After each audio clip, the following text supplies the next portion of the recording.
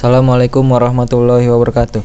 Saya atas nama Muhammad Rindra Pratama dengan NIM 230018333 akan menjelaskan tugas proyek struktur data.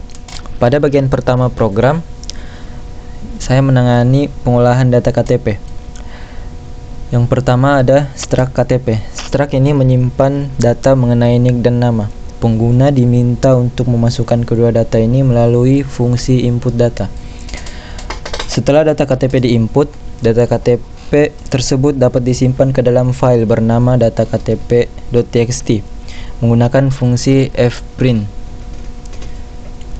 Jika file berhasil dibuka, data akan ditulis dan pesan konfirmasi akan ditampilkan. Lalu ada fungsi tampilkan data untuk menampilkan informasi NIK dan nama yang telah dimasukkan oleh pengguna. Yang kedua ada gudang dengan metode LIFO, last in first out. Yang pertama ada struct item. Setiap item memiliki dua atribut, yaitu kode item dan tanggal masuk gudang.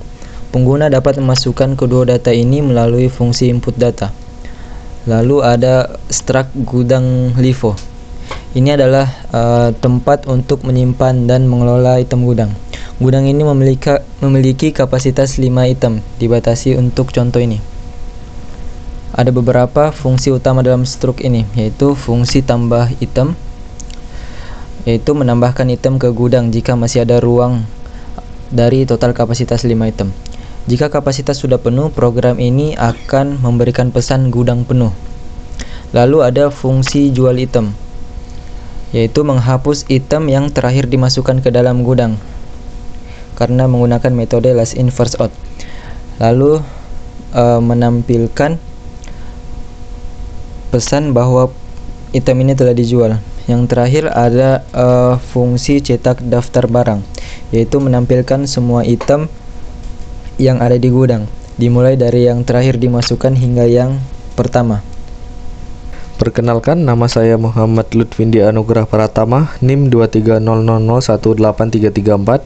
Di sini saya akan melanjutkan penjelasan tentang program yang telah dijelaskan oleh teman saya sebelumnya, yaitu kasus 2 yang menjelaskan bagian yang menangani antrean pembeli, yaitu first in first out, dan proses transaksi pembelian di gudang. Yang pertama, data pembeli, yaitu merupakan data KTP pembeli yang kita ambil dari struktur KTP yang sudah dibahas sebelumnya. Yang kedua, waktu kedatangan, yaitu menyimpan waktu kedatangan pembeli di gudang. Pembeli akan diminta untuk menginputkan kedua data ini menggunakan fungsi input data. Setelah itu, kita bisa menampilkan data pembeli dengan menggunakan fungsi tampilkan data. Contoh penggunaannya sebagai berikut. Pengguna diminta untuk menginput data KTP, NIK dan nama, atau NIM dan nama, dan waktu kedatangan pembeli. Data yang sudah dimasukkan akan disimpan dan dapat ditampilkan. Lanjut nomor 2, yaitu struktur antrian pembeli atau struct antrian pembeli. Fitur utama dalam antrian pembeli adalah yang pertama, antrian yang menyimpan data pembeli sebanyak 3 kali. Yang kedua, front, yaitu menunjukkan posisi pembeli pertama yang ada dalam antrian. Yang ketiga, rear, menunjukkan posisi pembeli terakhir yang masuk ke dalam antrian. Terdapat beberapa fungsi utama dalam struct ini, yaitu fungsi tambah pembeli. Itu digunakan untuk menambahkan pembeli ke dalam antrian. Jika antrian penuh atau mencapai 3 pembeli, maka tidak dapat menambah pembeli lagi. Yang kedua, fungsi layani pembeli. Fungsi ini akan melayani pembeli yang ada di posisi paling depan antrian, yaitu front. Jika ada pembeli yang akan dilayani, program akan memeriksa apakah ada item di gudang yang bisa dijual. Jika ada, pembeli akan membeli item tersebut. Yang ketiga, proses transaksi pembeli di gudang. Ketika seseorang pembeli dilayani, program akan memeriksa apakah ada item yang tersedia di gudang. Gudang diimplementasikan dengan metode LIFO, yaitu last in first out, yang berarti item terakhir yang masuk adalah item pertama yang akan dijual. Pembeli membeli item. Jika ada item di gudang, Item yang terakhir masuk akan dijual kepada pembeli yang sedang dilayani. Jika gudang kosong, pembeli tidak bisa membeli item. Saya akan menjelaskan contoh prosesnya.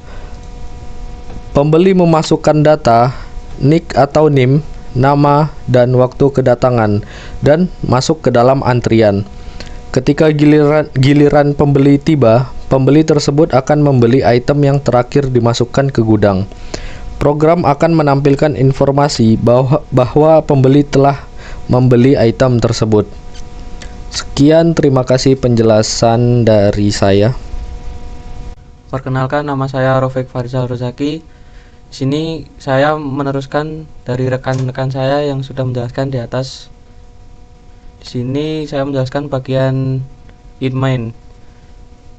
Nah, di sini terdapat menu utama, yaitu program dimulai dengan menampilkan menu pilihan kepada pengguna.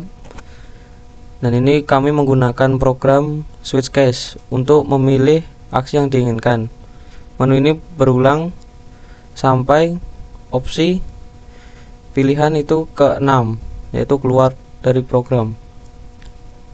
Nah, fungsi-fungsinya di dalam case itu ada case pertama, yaitu tambah KTP. Ketika memilih opsi ini, pengguna diminta untuk memasukkan jumlah data KTP yang ingin dimasukkan. Lalu program akan mengulangi proses input sebanyak jumlah yang dimasukkan. Setiap data KTP akan tersimpan ke dalam file txt yang sudah dijelaskan oleh teman saya tadi. Kemudian di case kedua terdapat entry item barang, yaitu untuk pengguna itu dapat memasukkan item baru ke dalam gudang. Yang ke case 3, pembeli akan memasukkan ke dalam antrian setelah memilih opsi ini. Antrian ini akan menyimpan informasi pembeli seperti data KTP, dan juga disuruh pilih waktu kedatangan. Lalu pada case keempat, jika ada pembeli di dalam antrian dan item ada di gudang, program akan melayani pembeli yang berada di posisi terdepan antrian. Pembeli tersebut akan membeli item yang terakhir dimasukkan ke gudang. Untuk yang case kelima, opsi ini akan mencetak daftar semua item yang ada di dalam gudang, dimulai dari item terakhir dimasukkan hingga yang pertama.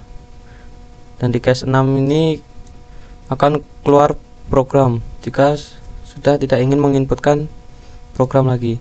Di sini saya akan memasukkan data yang sudah ada dalam program tersebut.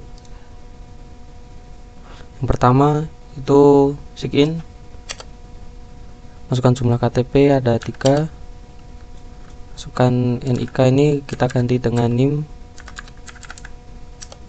nama, dan diulangi selama 3 kali. Nah, untuk membuktikan file tersebut sudah masuk, kita akan buka folder. Di sini saya akan menampilkan bahwa data KTP sudah tersimpan di notepad. Lalu pada opsi kedua adalah entry item barang ke gudang. Pertama, masukkan kode,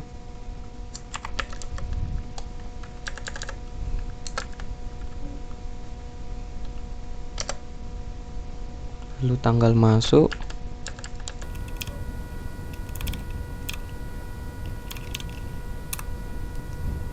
kita akan mengulangi entry data sebanyak 5 kali.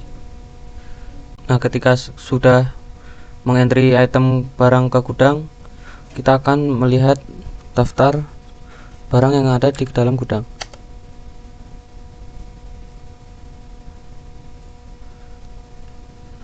Lalu kita akan mencatat pembeli. Kita akan masukkan NIK acak,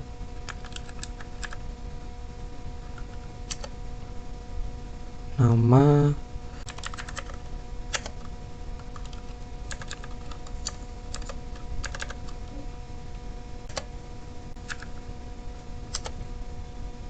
ulangi sebanyak 3 kali.